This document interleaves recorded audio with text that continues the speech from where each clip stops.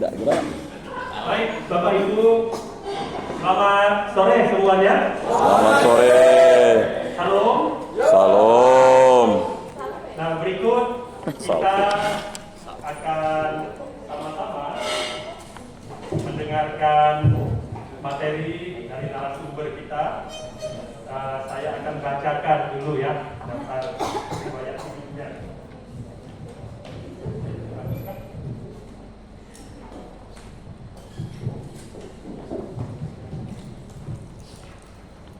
Nama M.Y.I. M-nya ini mudah-mudahan bukan Muhammad. Martinus. Dedi Malik ST. Tempat tanggal lahir Benua Martinus.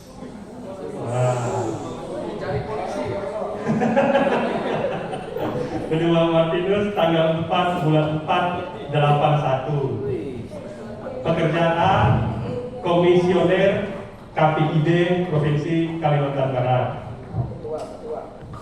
Alamatnya Jalan Sumeraya Dalam, Sila Gading Mansion. Status perkawinan nggak usah lah ya. Nah, dia masih Nabi woi. Ya, dia statusnya masih nabi. Gitu. Masih ingat nabi? Nah, Jangan nabi itu nabi bab ini. Alah disampaikan pula. Nana babi. Ya, pengalaman pekerjaan Ketua KPID tahun 2022 sampai sekarang. Kemudian tahun 2019 sampai tahun 2022 koordinator bidang kelembagaan masih di lembaga yang sama. Prater awam. Pada tahun 2008 sampai 2014 staf urusan pemeliharaan instrumen dan instalasi listrik PTPN 13 Persero. Tahun 2005 sampai tahun 2008 software engineer pada Nokia Mobile Phone. Udah tutup Nokia. Tahun 2020 sampai 2021 asisten laboratorium pada Fakultas Teknik Untan, Laboratorium Informatika. Materi yang akan Pak Dedi akan sampaikan kepada Bapak Ibu sekalian hari ini adalah bijak bermedia sosial. Tanpa membuang waktu lagi, mari kita aplaus, beri tepuk tangan yang meriah.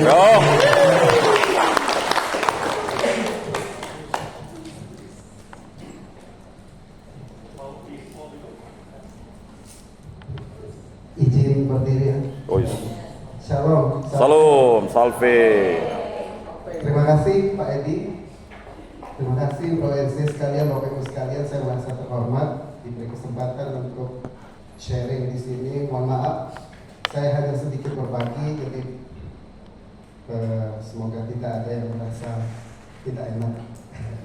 Terima kasih. Baik, materi hari ini, materi yang kita bahas adalah bijak bermedia sosial. Saya bekerja di Komisi Penyiaran Indonesia, itu salah satu regulator untuk media elektronik, televisi dan radio. Berdasarkan amanat Undang-Undang 32 penyiaran, jadi media itu ada 3. Nanti kita bahas di sini. Media massa yang terkait koran, majalah dan sebagainya itu regulatornya Dewan Pers. Berdasarkan Undang-Undang Pers nomor 40 tahun 99. Media elektronik, televisi dan radio itu regulatornya KPI. Berdasarkan Undang-Undang Penyiaran nomor 32. Nah, yang masih blur itu media baru yang bakal kita bahas ini, yaitu media sosial, salah satunya ada YouTube, X, IG dan segala macam. Oke, next. Next aja. Tadi sekilas sudah. Saya aslinya dari Kaposulu, Putus Sibau. Backgroundnya Fakultas Teknik. Di sini salah satu senior saya, Bang Ian, Bang Yakobus. Beliau satu fakultas dan saya. Selesai kuliah saya di Nokia, habis itu di PTP, dan sekarang di KPID. Ini yang mau kita bahas hari ini. sekarang. Overview sama materinya yang sekarang kita. Pertama tentang jurnalistik, media dan pers. Yang kedua jenis-jenis pers dan fungsinya. Supaya kita bisa masuk nanti ke media baru, karena kita harus tahu dulu klasifikasi definisi awal. Baru kita lihat ada tidak regulatornya baik media cetak, media elektronik maupun media baru. Bagaimana sih konten atau isi dari program siaran atau isi dari media baru? Bro Ensis, mau saya panggil Bro Ensis ya izinnya? Biasanya di insan penyiaran kita lebih akrab tuh Bro Ensis, jadi lebih akrab. Bapak Ibu Bro Ensis kalian kan nanti pasti dituntut untuk memberikan pengajaran atau memberikan materi melalui media baru.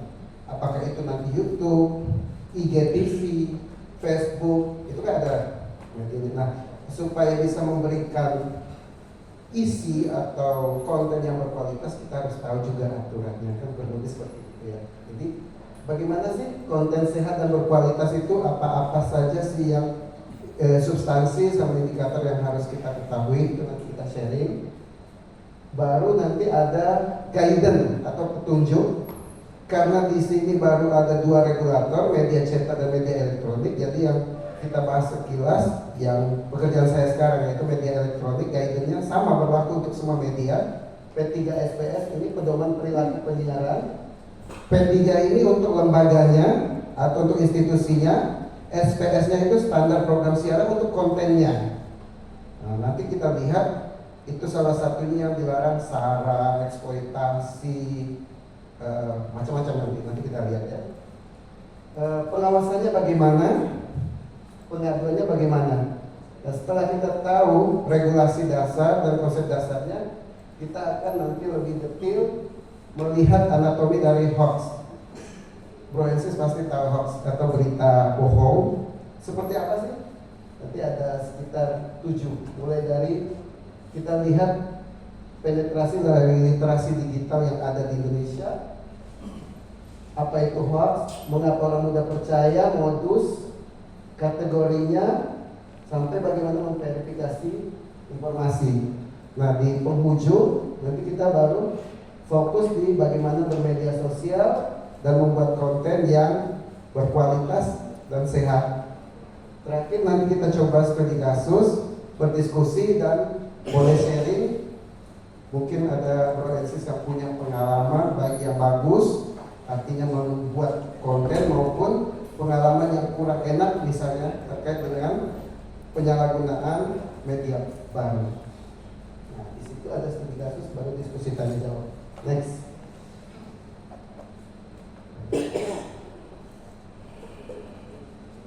Kita melihat sekilas tentang definisi-definisi. Ada 3 istilah yang bakal kita erat kaitannya dengan yang kita bahas: jurnalis, media massa, dan pers. Kalau kita mengacu kepada KBBI atau Kamus Besar Bahasa Indonesia, jadi kita tahu di sini nanti materinya kan diberikan ke Bro Ensis, jadi saya nggak membaca, saya yang memberikan sekilas aja biar lebih enak karena waktu kita singkat. Jadi intinya jurnalistik adalah hal-hal yang terkait dengan pemberitaan dan penyiaran. Untuk yang melakukannya sendiri namanya jurnalis. Dan itu makanya ada istilahnya tentang jurnalistik. Next.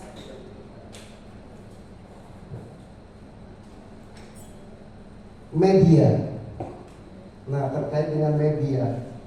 Media ini kata jamak yang berarti saluran atau sarana. Jadi pada umumnya merupakan cara bagaimana untuk menyampaikan, jadi memfasilitasi kita untuk menginformasikan. Nanti kita akan lihat ada berapa jenis media. Di sini kita lihat bahwa apa-apa sih yang disebarluaskan, yang dikonsumsi publik. Pertama, yang sifatnya umum. Yang kedua, yang sifatnya periodik. Yang umum pasti tahu ya teman-teman, informasi umum. Kalau yang periodik, contohnya kayak sekarang kita menuju pilkada, itu periodik. Karena dia ada range waktu tertentu, nanti mengulang lagi. Nah, ada yang sifatnya kontinuitas atau berkesinambungan, contohnya progres pembangunan dari pemerintah atau program-program dari misalnya dari teman-teman yang penyuluh, apa-apa aja program jangka pendeknya, jangka menengahnya dan jangka panjangnya itu kan berkelanjutan, sustainable kan. Jadi itu, dan hal-hal yang baru, hal-hal yang inovatif yang sifatnya saat itu mencuat ke permukaan tergantung situasi. Contohnya beberapa tahun yang lalu ada kasus COVID, ada beberapa hal kurang lebih seperti itu. Next, pers.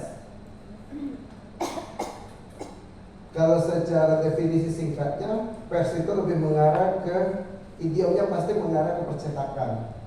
Jadi orang kalau bilang pers pasti mengarah ke yang wartawan, lebih seperti itu kan. Jadi pers, jurnalis itu adalah kegiatan yang mulai dari prosesnya mencari, melihat temanya, mengedit sampai mempublish. Itulah kegiatan yang berlaku di jurnalistik dan pers. Ada lembaganya, ada orangnya. Orangnya jurnalis, itu untuk kegiatan persnya kurang lebih seperti itu. Next. Nah, kita masuk ke sini. Seperti tadi yang saya bilang bahwa jenis-jenis media massa itu dikelompokkan menjadi 3 kelompok yang besar. Media cetak, ini termasuk media cetak, buku-buku yang Proensis pegang, itu masih sampai sekarang. Yang kedua media elektronik. Media elektronik ini televisi dan radio. Contohnya kalau Proensis beberapa malam yang lalu nonton bola, nah itu kan melalui televisi kan, baik itu perangkatnya maupun programnya di HP. Sekarang kan program siarannya bisa dicek di handphone. Yang ketiga media baru, kurang lebih seperti ini kisarannya, bahwa media massa ini terkait dengan koran, majalah, dan buku-buku. Kalau media elektronik ini dia lebih mengarah ke penyebarluasan secara elektronik. Kalau daerah, misalnya daerah di luar lebih menggunakan penangkap dengan parabola untuk menangkap siaran dari satelit. Kalau sekarang malah ada Starlink dan segala macam gitu kan. Nah kalau kita di daerah yang tidak ada blind spotnya, ada namanya free trade, itu menerima siarannya tanpa membayar. Nah ini salah satu bedanya media elektronik dengan media baru. Kalau media baru ada 2 kelemahannya. Yang pertama membutuhkan kuota, pasti. Kuota identik dengan biaya. Contohnya kita nonton bola 3 jam, itu akan bisa dikonversi dengan sekian nominal biaya. Yang kedua, di daerah Kalbar khususnya, walaupun sekarang ada ASO, analog switch off, perubahan teknologi dari analog ke digital, tapi tidak bisa kita pungkiri di daerah-daerah tertentu, nggak usah jauh-jauh lah. Daerah Karalandak sana lewat dikit biasanya ada daerah blind spot. Blind spot itu daerah yang tidak ada sinyal atau ada sinyal semu. Ada 3 bar gitu di HP, tapi sebenarnya nggak bisa call, nggak bisa mendapat data. Nah, itu menjadi kelemahan media baru. Informasinya tidak sampai ke masyarakat karena satu faktor biaya, yang kedua kekurangan sinyal atau blind spot. Kelebihan di media elektronik, dia free, kayak siaran televisi, siaran radio itu tidak ada biayanya, ya biayanya waktu investasi awal sama jangkauannya. Kayak sekarang lembaga penyiaran itu ada 3. Lembaga penyiaran publik yang didirikan oleh pemerintah masyarakat, kayak televisi itu TVRI, kalau radio itu RRI. Lembaga penyiaran swasta, SCTV, Indosiar, Mentari kan, kalau radionya Sonora, macam-macam kan. Sama lembaga penyiaran komunitas, TV, Mujahidin TV. Kalau komunitas skupnya lebih kecil, ada radio komunitas. Itu. Next.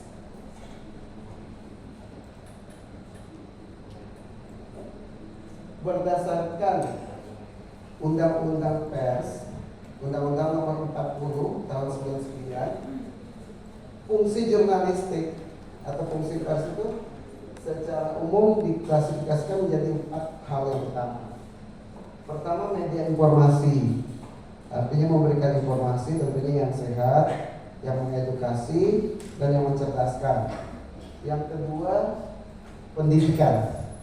Di sini terkait dengan penyebarluasan atau duplikasi ilmu. Nah, teman-teman di penyuluh ini kan terkait di bidang pendidikan. Yang ketiga, ini yang dibutuhkan oleh masyarakat dan kita secara umum, seperti tadi kita lakukan hiburan, dan yang terakhir kontrol sosial. Contoh kontrol sosial apa?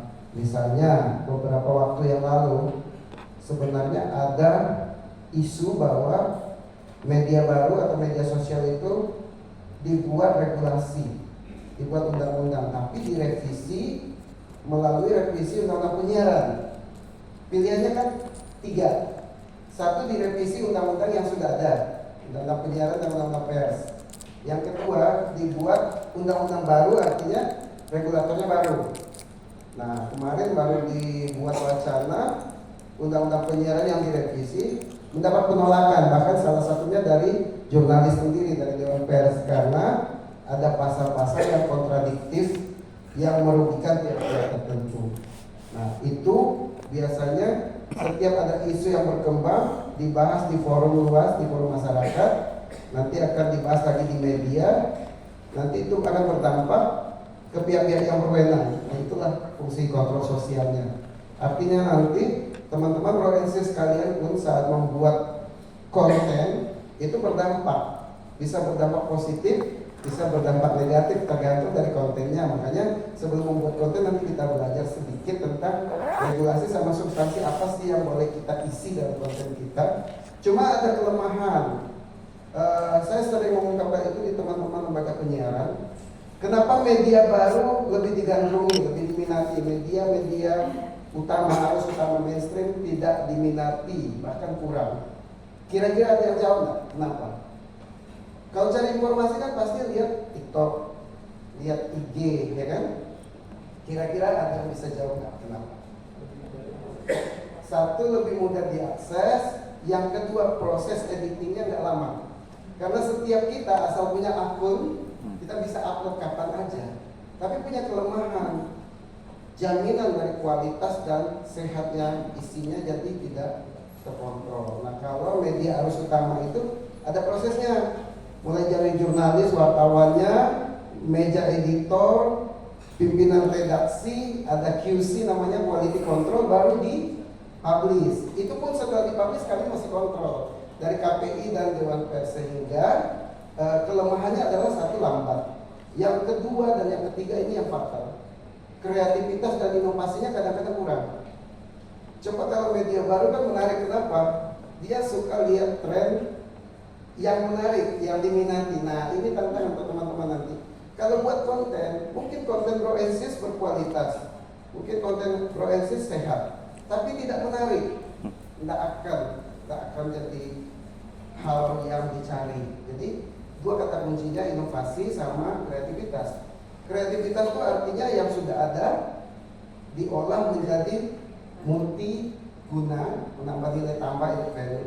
Kalau inovasi sesuatu yang tidak ada. Contohnya ini botol minum kan bro. Kira-kira kalau dibahas fungsinya untuk apa aja menurut bro? Tempat air, cukup satu? Contohnya itu. Fungsi utamanya, kalau kreativitas dipotong jambangan bunga boleh, dibuat jadi hiasan boleh. Itu kreativitas, artinya barangnya sudah ada, tapi dibuat dengan beberapa strategi menjadi nilai tambah yang mungkin lebih bernilai dari nilai intrinsiknya, nilai aslinya. Kalau inovasi, sesuatu yang belum ada. Misalnya sekarang kita tidak ada keset kaki kan, ada teman-teman yang punya putih diolah, ini pipetnya bisa nggak jadi keset? Nah, itu contohnya. Jadi kalau inovasi itu sesuatu yang sebelumnya tidak ada, kita adakan, tapi mempunyai nilai tambah dan dibutuhkan orang. Nah, itu kata kunci teman-teman kalau nanti buat konten ya. Jadi kalau misalnya kontennya monoton, pasti viewernya minim, ada sih ya, pasti ada tapi minim. Tuh, oke, next. Bagaimana pengawasannya? Next. Ini regulator media cetak. Jadi kalau teman-teman melihat ada pelanggaran di Tribun, di Majalah Gatra, di Pontianak Post, ya kan, media cetak kan, itu regulatornya namanya Dewan Pers. Berdasarkan Undang-Undang Pers nomor 40 tahun 99. Jadi yang berkaitan dengan cetak, pelanggaran wartawan, pelanggaran peliputan termasuk yang menyangkut privasi, bro misalnya diangkat tapi tidak memenuhi kaidah dan bro merasa keberatan, bisa dilakukan pengaduan kepada Dewan Pers. Jadi teman-teman bisa cek di internet, gampang kok, ada cara pengaduannya. Oke, dasarnya adalah Undang-Undang Pers dan Peraturan Dewan Pers. Next. Oke, ini dia punya ikon atau logo lembaganya. Logo yang populernya ini, tetapi karena lembaga negara dia tetap harus pakai burung Garuda. Jadi setiap lembaga negara itu selalu ada burung Garudanya, termasuk misalnya KPU, Bawaslu, Komnas HAM, KPK, itu lembaga negara. Ciri lembaga negara itu satu lembaga, satu tugas sesuai undang-undangnya. Nah, ini Dewan Pers tugasnya satu, mengawasi media cetak. Next. Di dalam pers, untuk singkatnya saja, untuk ringkasnya aja, sebenarnya ada 10 elemen jurnalistik. Itulah yang menjadi guidance mereka, teman-teman wartawan, untuk membuat reportase di lapangan sampai mempublikasikannya. Yang pertama, fokus pada kebenaran, artinya beritanya tidak boleh bohong, sumbernya harus jelas, informasinya harus jelas, pastikan dulu beritanya sudah real dulu baru diolah. Yang kedua, fokus pada masyarakat, artinya masyarakat yang menjadi fokus utamanya. Contoh sekarang pilkada, informasi sekarang kan pasti tentang bagaimana memilih, bagaimana mengenal, bagaimana peran masyarakat, tetapi juga teman-teman media juga harus bisa mengekspos sisi-sisi mereka yang mungkin bukan hanya mengekspos personalnya tapi wawasannya. Contohnya bagaimana pandangan mereka terhadap Kalbar sebagai pendukung IKN. Nah, itu kan kayak studi kasus. Jadi kelihatan wawasannya. Nah, itu salah satunya karena apa? Kepentingan masyarakat. Bagaimana misalnya dia melihat Kalbar misalnya SDM-nya untuk terlibat di IKN misalnya, atau tentang infrastruktur. Nah, itu kan tidak langsung mengaitkan personalnya, tapi mengaitkan strategi ke program kerja sama indikator keberhasilan program kerjanya. Nah, itu yang maksudnya fokus pada masyarakat. Independen. Walaupun kita tahu secara nasional media pada dasarnya bos-bosnya itu terikat ke partai-partai tertentu kan. Pasti ada konflik interest, pasti ada kepentingan. Tapi secara kode etik dia harus independen. Artinya saat dia melakukan pemberitaan dan penyiaran, dia harus berada tegak lurus dan netral di tengah-tengah. Saat dia melanggar, kita bisa adukan dia ke kode etik di Dewan Pers. Jadi teman-teman bro-NC sekalian juga selaku evaluator. Kalau memang ada pelanggaran dari sisi jurnalistik, silakan lapor, tapi harus disertai evidence. Evidence itu bukti. Bukti tulisannya, bukti rekamannya, atau bukti apa, baru indikasinya apa, baru dilaporkan. Kalau tidak itu jadi fitnah. Seperti itu. Nah, verifikasi artinya disrupsi media baru sekarang kan semua kita bisa menerima informasi dari manapun. Tapi sebagai teman-teman nanti sebagai content creator, sebagai produsernya, sebagai orang yang membuat, harus bisa memverifikasi data sebelum ditampilkan. Jadi ini prinsip-prinsip dasar ya teman-teman, bukan hanya untuk berlaku media cetak. Nah, jadi yang ini merupakan berlaku untuk semuanya, cuman kebetulan diterbitkan waktu media cetak waktu itu. Gitu. Pemantau kekuasaan. Ini contohnya kita lihat seperti kemarin beberapa tahun yang lalu kasus COVID, Itu media kan memantau terus bagaimana realokasi anggaran dana kesehatan, bagaimana alkesnya. Nah itu salah satu fungsi dari memantau kekuasaan sehingga kekuasaannya tidak sewenang-wenang atau semaunya. Jadi fungsi dari isi konten, fungsi dari media termasuk dari konten-konten yang Progensis buat itu sangat berpengaruh. Sebagai forum publik, ini biasanya terkait dengan wacana perubahan. Contohnya kayak kemarin, ada perubahan usia wakil presiden, ya kan? Ada usia perubahan-perubahan yang untuk terkait dengan pemilu. Itu saat dilempar ke publik, publik akan merespon. Melalui apa? Pasti awalnya melalui media, melalui diskusi, melalui tulisan, melalui narasi. Nah inilah sebagai forum publik, jadi sebagai wahana bagi teman-teman untuk menyalurkan aspirasi. Kalau kita penyuluh, salah satunya mungkin bagaimana menyalurkan konsep-konsep, cara penyuluhan, bagaimana memberikan edukasi sama literasi kepada sasaran kita, baik masyarakat maupun di sekolah. Itu. Jadi salah satunya. Ini memikat dan relevan ini terkait dengan engagement ke tujuannya, supaya yang menerimanya juga merasa tertarik karena packagingnya atau kemasannya menarik. Lebih seperti itu, proporsional dan komprehensif. Nah ini terkait dengan hal-hal yang mengaitkan dengan beberapa pihak. Contohnya kalau sekarang ini kan misalnya kita terkait dengan paslon gubernur, itu kan ada 3 paslon. Gitu juga dengan bupati. Nah itu harus proporsional, memberikan pemberitaan penyiaran sama kontennya. Mendengar hati nurani ini kembali ke kita, dan ini kita mempunyai hak sebagai warga negara untuk memperoleh informasi yang benar. Tapi bukan cuma hak, kita juga mempunyai kewajiban. Jangan cuma melempar atau menyalurkan, tapi juga memverifikasi, sharing. Tapi sebelum sharing kita saring, disaring dulu baru sharing. Seperti itu.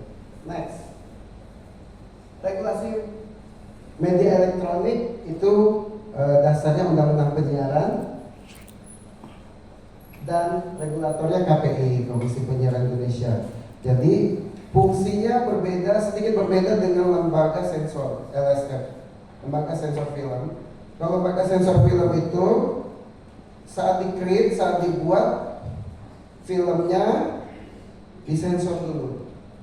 Tapi kalau Komisi Penyiaran, dia akan melihat yang sudah diproduksi oleh lembaga penyiaran. Kenapa begitu? Karena di setiap lembaga penyiaran, televisi dan radio sudah ada pemretnya, sudah ada QC-nya, quality control. Jadi asumsinya mereka sudah diberikan next P3SPS, pedoman perilaku penyiaran ini untuk guidance bagi lembaganya. Contohnya TVRI, bagaimana TVRI berpihak, netral, adil, proporsional. SPS-nya sendiri, bagaimana program-program siarannya, seperti itu. Ini merupakan aturan-aturan teknis yang mengait dengan isi. Next, lagi sekali. Media baru, termasuk yang nanti mau sama-sama teman-teman lakukan, itu masih abu-abu untuk pengaturannya. Makanya kalau teman-teman lihat, semua orang bebas mau membuat konten apa saja, mau menyinggung, mau memaki, mau hoax, mau black campaign, semuanya boleh. Karena tidak ada regulator. Contohnya kayak Dewan Pers mau menegur nggak bisa, karena dia tidak punya hak, tidak punya wewenang. Kami juga tidak bisa. Satu-satunya yang bisa menyentuh Undang-Undang ITE, itu pun pasalnya masih ngaret, hanya pasal perbuatan yang tidak menyenangkan. Kembali lagi si pelapor, tidak menyenangkannya dari sisi apa, evidennya apa, nanti baru dikaitkan, itu laporannya ke polisi.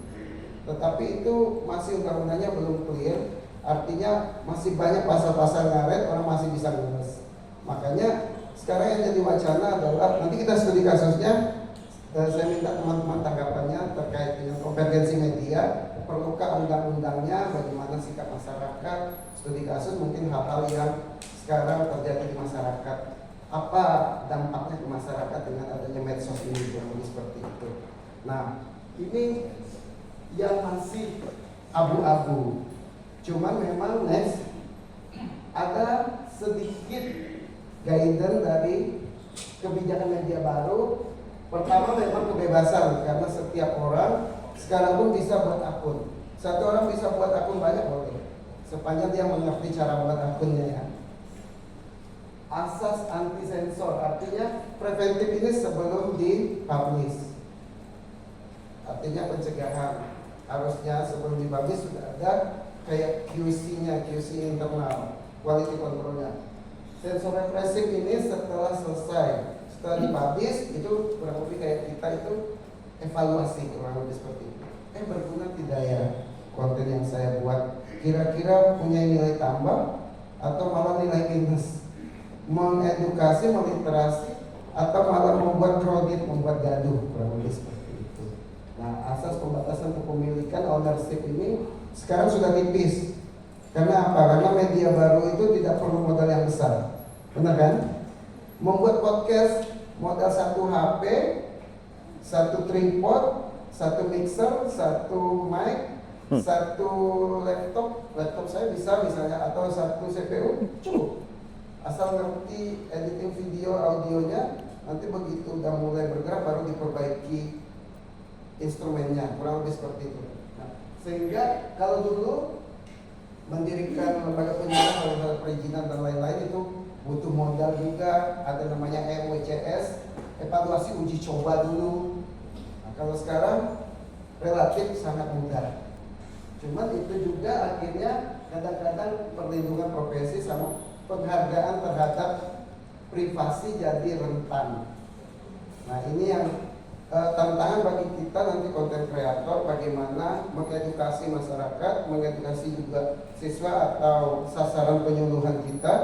Tetapi supaya edukasi kita itu menarik, kita harus bisa punya ide-ide yang kreatif, mungkin komparasi atau hal-hal yang inovatif, lebih seperti itu. Nah, perlindungan hak perseorangan juga menjadi lebih tipis karena kebebasan ini tadi jadi batas. Next. Ini sekilas gambaran salah satu regulator.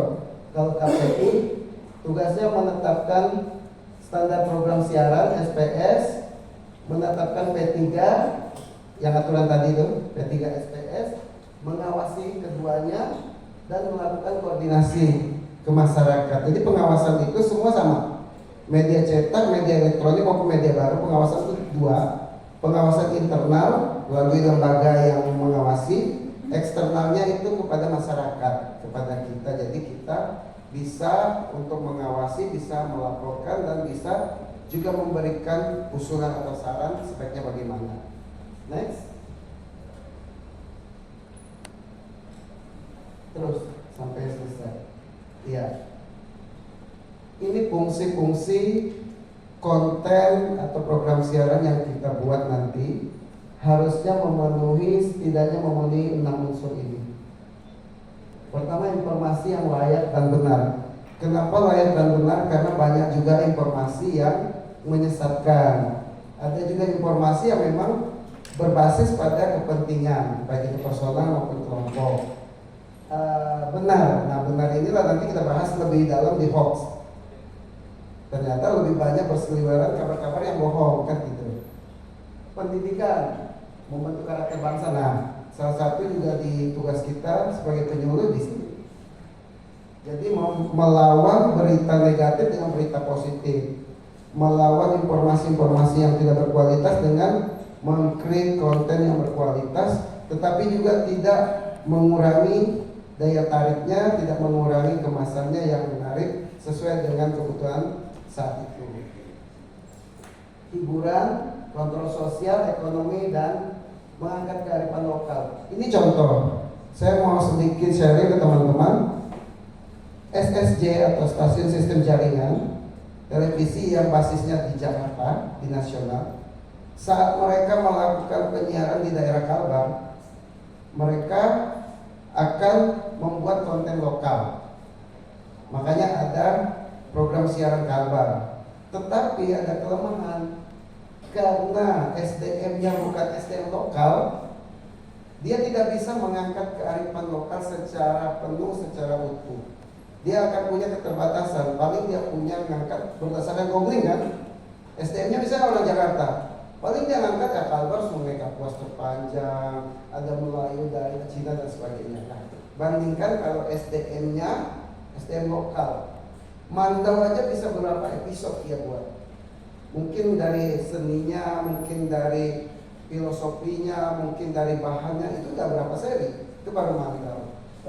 Keladi air mungkin tanaman yang dibuat tuh bahan-bahan orang-orang Melayu itu bisa dibuat berbagai seri. Nah itu salah satu kenapa di sini ada mengangkat kearifan lokal. Jadi baik lembaga penyiaran, jurnalis maupun konten kreator diajak untuk mengarahkan juga potensi-potensi yang ada di daerah kita dengan ciri khas masing-masing penyampaiannya. Nanti konten medsosnya SIS pasti beda dengan Bro, walaupun temanya sama. Temanya sama tapi kemasannya beda. Yang satu viewernya 1000, yang satu mungkin ya 50. Temanya sama. Dua hal tadi, kreativitas sama inovasi. Nah, itu yang harus digali, terutama kita sebagai penyuluh. Kadang-kadang kita lupa dengan tugas rutin kita lupa bagaimana membuat engagement. Materinya sudah bagus, sesuai tupoksi, sesuai kurikulum, sesuai dengan arahannya lah. Tapi bagaimana meningkatkan daya tarik minat peserta kita itu untuk pertama mendengarkan, yang kedua memahami, baru menerapkannya. Nah, itu yang menjadi tantangan kita dalam membuat konten. Itu yang perlu kita adopt juga dari media baru di hal-hal yang baru kayak TikTok sekarang. Contohnya beberapa waktu yang lalu kan ada yang viral kan, Tuhan Yesus tidak berubah, itu kan? Padahal cuma simple, tapi semua orang bahkan yang pakai jilbab pun joget-joget gini. Nah itu salah satu trik bagaimana menimbulkan daya ungkit. Konten kita hanya 5 menit pun, tapi punya daya tarik yang luar biasa. Dan ternyata konten agama juga menarik, ya kan? Kalau kita bisa mengemasnya, membuat packagingnya dengan baik, itulah kreativitas, itulah inovasi. Padahal lagu sekolah minggu udah puluhan tahun yang lalu itu aja lagunya kan. Coba misalnya, ada nggak Bro Ensis misalnya buat lagu Semua Bunga Ikut Bernyanyi menjadi viral, gimana caranya? Nah, itu salah satu contoh studi kasus. Itulah yang menjadi tantangan kita, bagaimana menimbulkan tema atau topik yang kita sampaikan itu menjadi sesuatu yang wow, kayaknya orang menarik, bahkan lintas sektoral. Itu kayak gitu kan contohnya. Konsepnya kan Tuhan Yesus, pasti kalau Kristen kan, tapi orang luar juga dengan sendirinya dia tertarik. Nah itu salah satu. Oke, next. Pada dasarnya kalau secara normatif semua konten, semua isi atau semua program siaran itu harus memenuhi kepentingan publik. Artinya mengedukasi, motivasi, memberikan komparasi. Contohnya misalnya sistem pembagian irigasi air yang di Bali itu, yang dari zaman dulu, dari zaman nenek moyang itu bisa adil.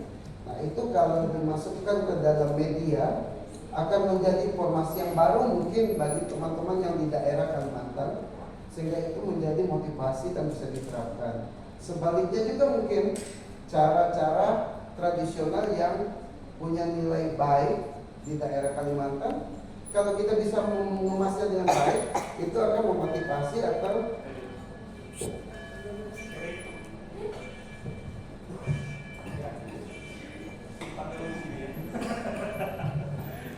terkadang ketika lagi semangat lalu ini dia. Baik, mari kita doa lanjut. Dalam nama Bapa dan Putra dan Roh Kudus. Amin. Maria diberi kabar gembira oleh malaikat Tuhan. Maka ia mengandung dari Roh Kudus. Salam Maria, penuh rahmat Tuhan sertamu. Terpujilah engkau di antara wanita, dan terpujilah buah tubuhmu Yesus. Santa Maria, Bunda Allah, doakanlah kami yang berdosa ini, sekarang dan waktu kami mati. Amin. Aku ini hamba Tuhan. Terjadilah padaku menurut perkataanmu. Salam Maria, penuh rahmat Tuhan sertamu. Terpujilah engkau di antara wanita, dan terpujilah buah tubuhmu Yesus. Santa Maria, Bunda Allah, doakanlah kami yang berdosa ini, sekarang dan waktu kami mati. Amin. Sabda sudah menjadi manusia Dan tinggal di antara kita. Salam Maria, penuh rahmat Tuhan sertamu. Terpujilah engkau di antara wanita, dan terpujilah buah tubuhmu Yesus. Santa Maria, Bunda Allah, doakanlah kami yang berdosa ini, sekarang dan waktu kami mati. Amin. doakanlah kami ya Santa Bunda Allah. Supaya pantaslah kami menikmati janji Kristus. Marilah berdoa. Ya Tuhan, karena kabar malaikat kami mengetahui bahwa Yesus Kristus Putramu menjadi manusia. Kami mohon curahkanlah rahmat-Mu ke dalam hati kami, supaya berkat sengsara dan salibnya kami dibawa kepada kebangkitan yang mulia oleh Kristus Tuhan kami. Amin.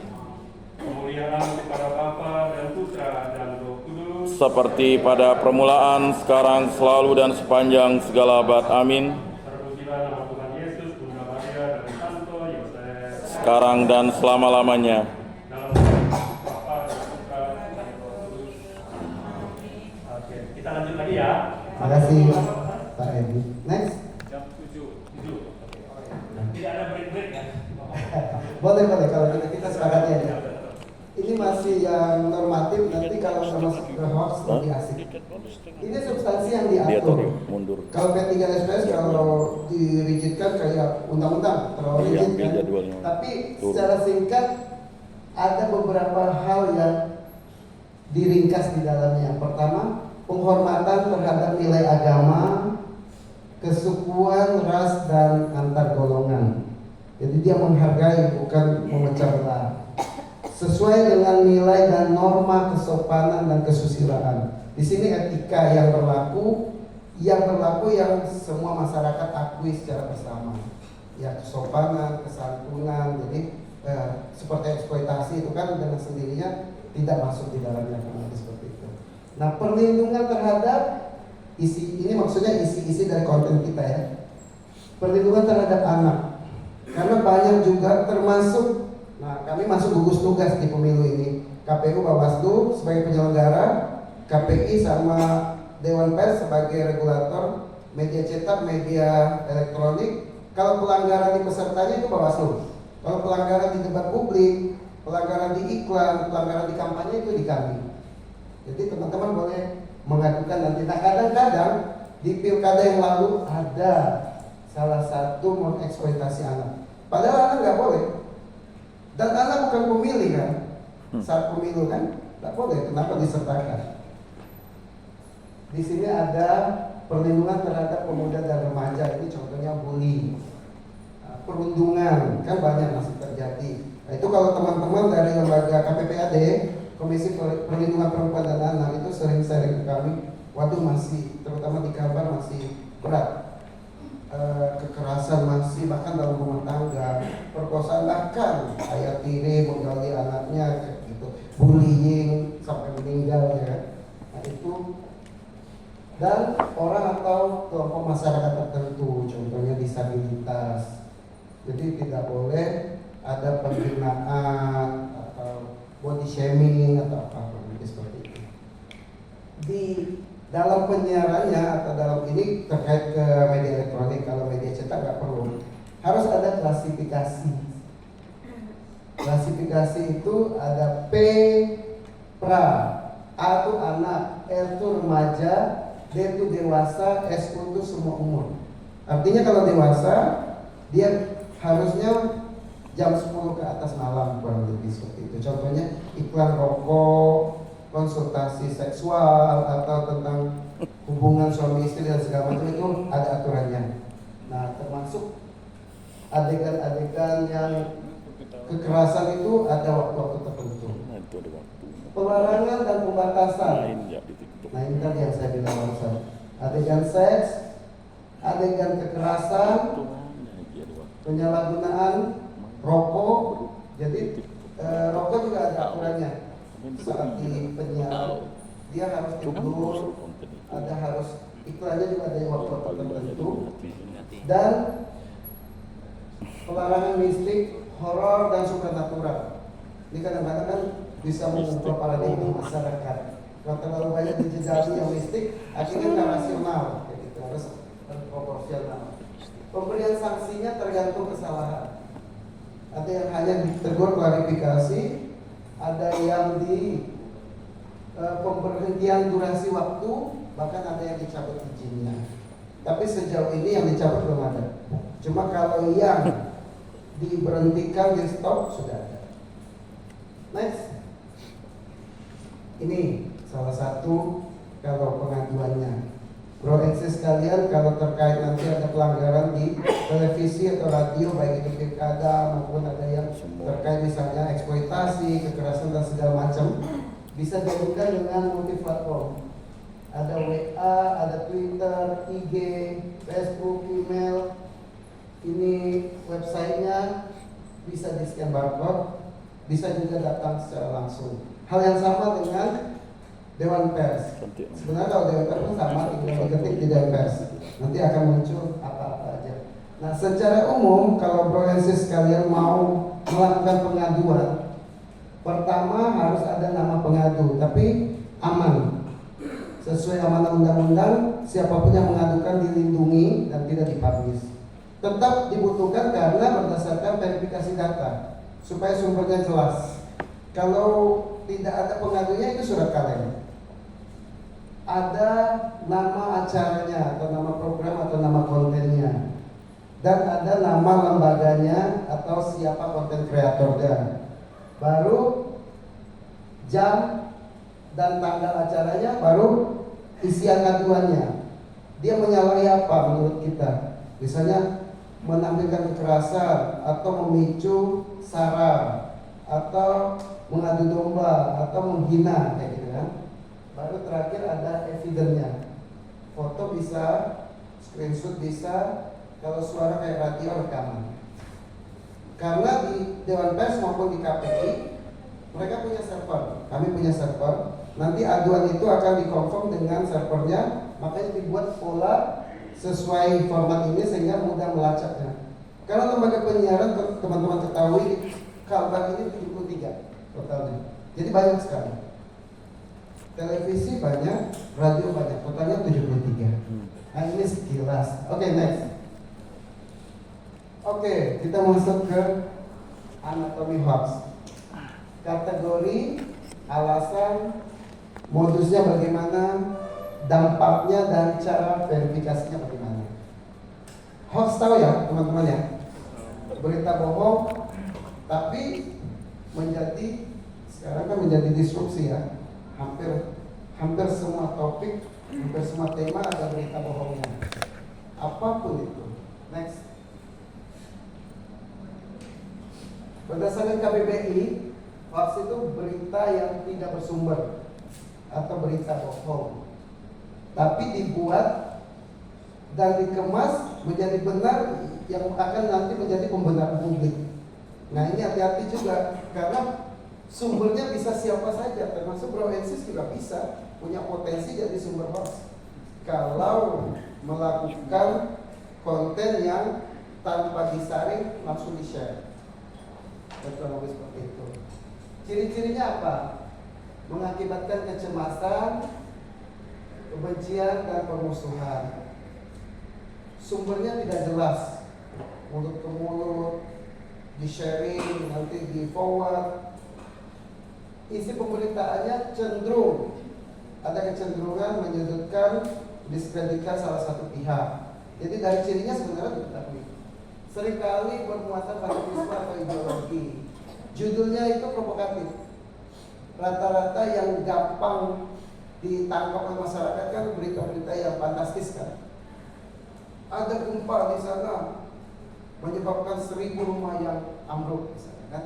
Maka belum tentu 1000 kan. Kurang lebih seperti itu. Minta di-share. Nah, hati-hati dengan termasuk di medsos, kadang di WA kan. Ayo ini share di WA group Bro Exis kan, kurang lebih seperti itu.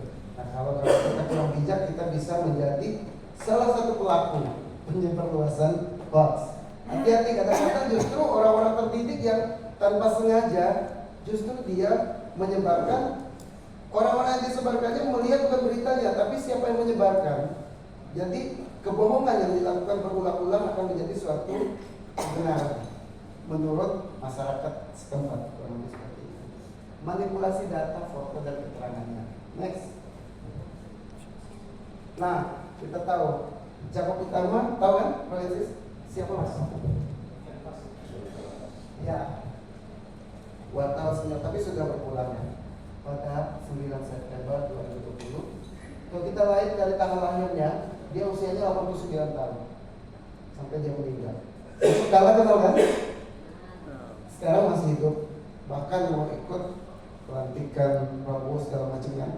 Nah, usianya 82 tahun. Rahasia buka, coba next. Coba lihat. Ini ada warna biru loh. Meyakinkan kan? Banyak orang mengira air putih baik bagi kesehatan. Salah. Soda. Saya minum soda setiap hari pengganti air putih. Itu rahasia bukan saya sampai hari ini. Kira-kira percaya nggak? Tapi ini biru, artinya terverifikasi. Ya. Celakanya, yang like berapa? 1000. Rasional nggak kira-kira soda lebih sehat dari air putih?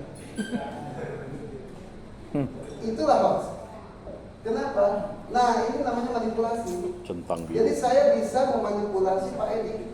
Saya buat dengan medsosnya Pak Edi, mungkin terverifikasi gitu kan. Nah, saya buat nanti macam-macam beritanya. Pasti ada yang like.